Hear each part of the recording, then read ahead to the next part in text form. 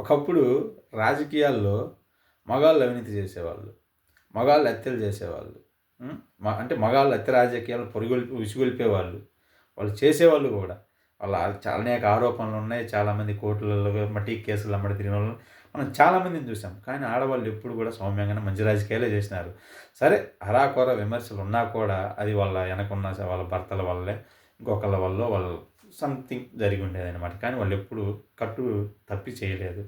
ఈ మధ్య కాలంలో ఈ ఆడవాళ్ళ మీద గూడా అవినీతి మరకలు విపరీతంగా ఎక్కువైపోయినాయి. సరేలే ఏదో ఖర్చు పెడుతున్నారు, చేసుకుంటున్నాం. ఎవరికైనా తప్పదులే పోనీలెబ్బా అనుకోని జనాలందరూ మెల్లగా దానికి కూడా అలవాటు పడేలోపు మగాళ్ళ కంటే కూడా ఇంకా దారుణంగా హత్య రాజకీయాలకు కూడా తెరలేపుతున్నారు. ఇదైతే మంచి సాంప్రదాయం గాదు. సమాజం బాగుండాలన్నా, కుటుంబం బాగుండాలన్నా దాంట్లో ఆడవాళ్ళ పాత్ర చాలా ఎక్కువ ఉంటదన్నది నా నమ్మకం.